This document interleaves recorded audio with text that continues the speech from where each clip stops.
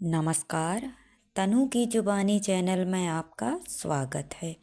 हमारी आज की कहानी है मजबूरी। घर के आंगन में आज गोबर का लेप हो रहा है। शांता अपनी मामी का हाथ बटा रही है। मामा उमेश अपनी छोटी सी रेडी को तैयार कर रहे हैं। मामा गांव-गांव घूमकर वो छोटा मोटा प्लास्टिक का सामान बेचते हैं। बस उसी को लटकाए जा रहे हैं, कहीं कुछ छूट ना जाए। नहीं तो अगर किसी ने मांगा और होते हुए भी ना दे पाए तो उन्हें दुख होता है। मामा के 2 लड़कियां और 1 लड़का है। तीनों शांता से छोटे हैं। कोई मामा की मदद कर रहा है तो कोई शांता और माँ की। दरवाजे पर किसी की आवाज़ आती है। आजकल इनका करीब महीने में 1 बार शांता के घर आना हो ही जाता है। शांता उनको आते देख काम को छोड़कर घर के अंदर चली जाती है। उमेश, शांता की मामा, उनको देखते ही बेमन से उन्हें आने का न्योता देते हैं। मामा ने कहा, अरे कमल भाई आइए, आज सुबह सुबह कैसे आना हो गया। कमल ने कहा, अरे वो पास ही किसी से उधार लेना था।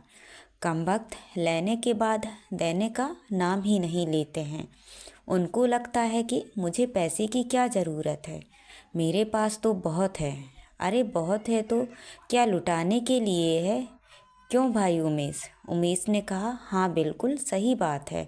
कमल बात बात में हर बार अपने आप को धनी होने का बखान करना नहीं भूलते। एक शादी पहले ही कर चुका है। पत्नी अब इस दुनिया में नहीं रही। उसकी नज़र शांता पर है। वो उससे शादी करना चाहता है। यह बात का इशारा वो कई बार कर चुका है। बात बात में अपनी बात छेड़ता है। लेकिन शांता के मामा को वो बिल्कुल भी पसंद नहीं है। शांता से उम्र में 2 गुने से भी बड़े हैं। थोड़ी देर बाद फिर वो घूम फिर के वो उसी बात पर आ ही जाता है जिसके लिए वो आता है। कमल ने कहा, अरे उमेश, तुम कुछ सोच विचार कर रहे हो क्या? कोई लड़का देखा है शांता के लिए? तुम तो दिन भर घूमते रहते हो, कुछ खबर भी है? अब क्या बातें उड़ने लगी हैं। उमेश ने कहा, अरे कैसी बातें? कमल बोला, अरे भाई, मैंने सुना है कि शांता शुभ नहीं है। कोई दोष है? एक तो माँ गुजर गई, दूसरा जब से यहाँ है तब से तुम भी परेशान हो, कोई तरक्की नहीं हुई है। मामी यह बात सुन रही है और उनके चेहरे के हाव भाव इस बात का सबूत देते हैं कि वो भी इस बात को कहीं ना कहीं मानती है। उमेश ने कहा, अरे ऐसा अफवाह कौन फैला रहा है? ऐसा तो कुछ नहीं है। कमल ने कहा, फिर 2 बार पहले बात बनते बनते कैसी रह गई, वो तो थोड़े हड़बड़ाहट के साथ। कमल ने कहा, अरे बात कुछ भी हो, लेकिन बात की बात सब लोग बना ही लेते हैं। अब तुम और ज़्यादा देर मत करो वरना मुश्किल होगी। लोग यही बोलेंगे कि अगर माँ जिंदा होती तो ऐसा होता क्या। तुम क्या मुंह दिखाओगे फिर अपनी बहन को?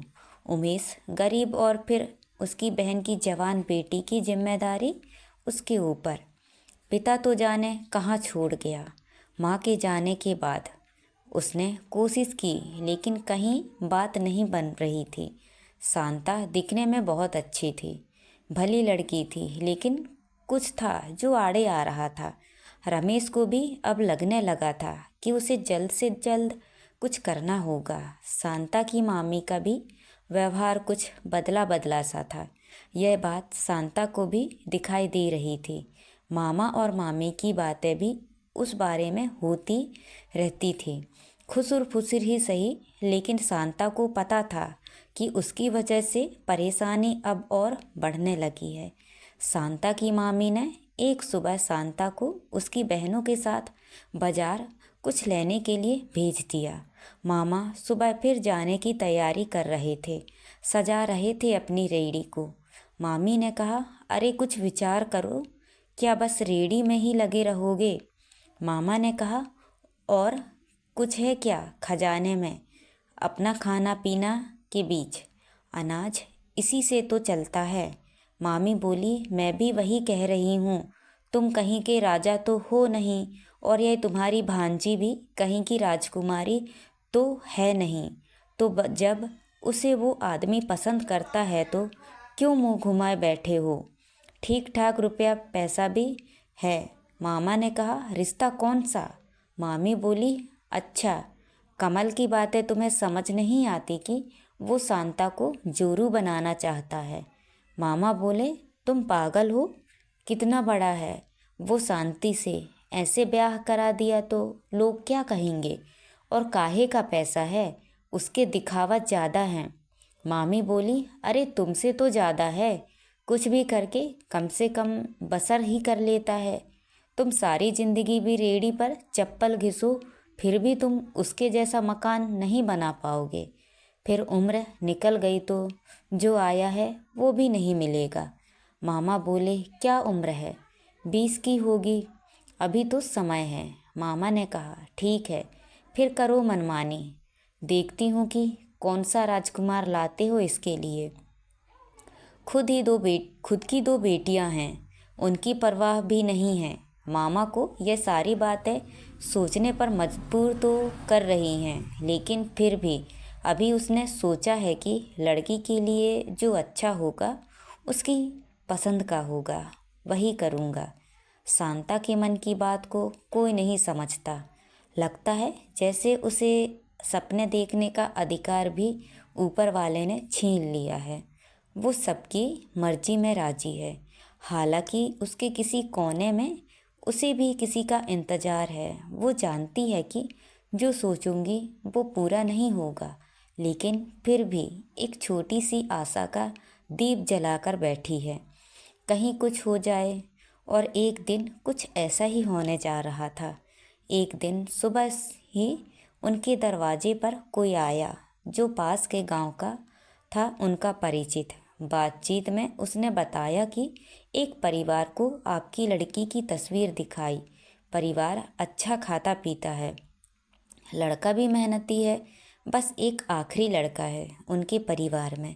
शादी की बात चलाऊं आप कहें तो उमेश तो जैसे जिंदा हो गया हो। आंखें चमक गईं। उमेश ने कहा, अरे हाँ, क्यों नहीं, जब वो आना चाहें आ सकते हैं। कुछ छिपाना नहीं, हमारी स्थिति बता देना, हम लड़की देख सकते हैं, बस कुछ भी देने की हमारी हैसियत नहीं है। परिचित बोले, अरे वो सब मैं बात कर लूँगा। तय किए दिन पर लड़के और उसके परिवार के लोग आए। शांता के दिल में फूल खिल रहे थे, जैसे सपने खुद पूरा होने आए हों अपने आप।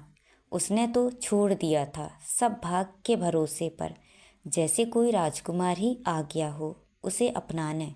शांता ने उसे सिर्फ कुछ सेकंड के लिए ही झलक देखा था और फिर बड़ों ने बात को तय करना शुरू कर दिया था। शांता अब चुपचाप अब कमरे में बैठी मंद मंद मुस्कुरा रही है। उनके जाने के बाद जैसे मामा को एक अलग तरह का सुकून मिला हो। शांता के पास गए और उसे सिर्फ देखा। उसके देखने भर से वो समझ गए कि शांता को लड़का पसंद है। वो ऊपर वाले से अब यही दुआ कर रहे हैं कि अब उसका घर बस जाए और कोई मुश्किल ना हो। फाइनली शादी वाला दिन आ ही गया। शांता सज धज के तैयार बैठी है रंजन के लिए, उसके होने वाले पति से 7 फेरे लेने के लिए। अचानक उसके कमरे में रंजन आ जाता है, जिसको देखकर वो घबरा जाती है। घबराहट कुछ सेकंड की ही रहती है, फिर वो शर्म बन जाती है। शांता ने कहा, अरे आप यहाँ क्यों आए हैं? पता है शादी के पहले देखना शुभ नहीं होता है। रंजन बोले, तुम्हारी आवाज़ तो जैसा मैंने सोचा था उससे भी ज़्यादा अच्छी है। शांता कुछ नहीं कहती, चुप रहती है, बस अंगूठे को मोड़ लेती है। रंजन बोले, पहले क्यों मुझसे बात नहीं की तुमने? शांता ने कहा, पहले मैं कैसे करती? मुझे लगा आपको बात नहीं करनी है। आपको बात करनी होती तो आप कुछ प्रयास करते मुझसे बात करने का। मुझे तो आपसे बहुत कुछ बोलना है। लेकिन रंजन बोले, अच्छा बोलो, क्या बोलना है? शांता बोली, मेरी बात आप मानोगे? रंजन ने कहा, अब तो सिर्फ तुम्हारी ही बात मानूंगा, बोलो क्या है?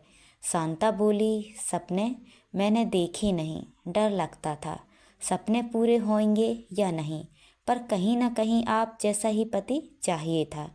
मैं जब भी थोड़ा बहुत किसी कोने में सोचती थी तो ऐसा ही कुछ सोचती थी, जो मेरा ख्याल रखे, मुझे प्रेम करे। बचपन से ही अभाव है, माँ का प्यार नहीं मिला, पिता कहीं चले गए छोड़ के। ऐसा नहीं है कि मामा और मामी ने ख्याल नहीं रखा, लेकिन कभी अपनी छोटी छोटी मनमानी नहीं कर पाई, कभी रूठ कर अपनी बात नहीं मना पाई। मैं चाहती थी कि ऐसा कुछ हो जहाँ मुझे कुछ सोचना ना पड़े। रंजन ने कहा, हाँ, मैं जानता हूँ कि तुम्हारे दिल की आवाज़ आज तक किसी ने नहीं सुनी, लेकिन अब ऐसा नहीं होगा। रंजन ने शांता का हाथ पकड़ा। शांता के आंखों से आंसू की बूंद टपक रही थी, जैसे कब से रोक रखी थी। तभी दरवाजे पर जोर से दस्तक होती है। बाहर मामी है, जो उसे बुला रही है फेरों के लिए। वो हड़बड़ाकर उठती है और दरवाज़ा खोलती है। मामी उसे ले जाती है आंगन में बने छोटे से विवाह पंडाल में, जहाँ उसका दूल्हा बैठा है। शांता वहाँ जाकर बैठती है और पंडित जी अपना काम शुरू कर देते हैं। मामा बैठे हैं अपना मुरझाया चेहरा लेकर। पगड़ी जो बंधी थी उसका होश नहीं है कि अब कहाँ है। आसपास थोड़े बहुत लोग भी हैं। शांता का दूल्हा अब सेहरा हटाकर शांता को देखता है। दूल्हा और कोई नहीं बल्कि कमल है। शांता को भी यह पता है, रंजन और उसके घरवालों ने भी यह रिश्ता तोड़ दिया था, वो भी शादी वाले दिन। ऐसा क्यों, पर इसका कारण उन्होंने नहीं बताया। कहा कि उनके घर में कुछ अनहोनी हो गई है, अभी हमें माफ़ करें। शादी की तैयारी हो गई थी, सभी लोग आ गए थे। अब की बार अगर शादी ना हुई तो शायद फिर होना मुश्किल है। कमल वहीं था। उसने इस बात पर अपने लिए एक अवसर देखा और सभी के सामने फिर अपनी बात रखी। गांव वालों ने उसका साथ दिया और मामी ने भी। फिर उसके मामा को सुनना ही पड़ा। शांता को यह बात पता चल गई थी। उस समय कमरे में वो कल्पना कर रही थी, अगर सब ठीक होता तो वो रंजन से किस तरह बात करती। वो 10 मिनट की कल्पना उसकी मन की थी। वो उसके मन चाहे 10 मिनट थे। उसके बाद एक बार फिर वो चल पड़ी अपनी किस्मत के साथ लड़ने। तो दोस्तों, ये कहानी आपको कैसी लगी? लाइक और कमेंट करके ज़रूर बताएं और चैनल को सब्सक्राइब करना ना भूलें। तो मिलते हैं अगली कहानी में। धन्यवाद।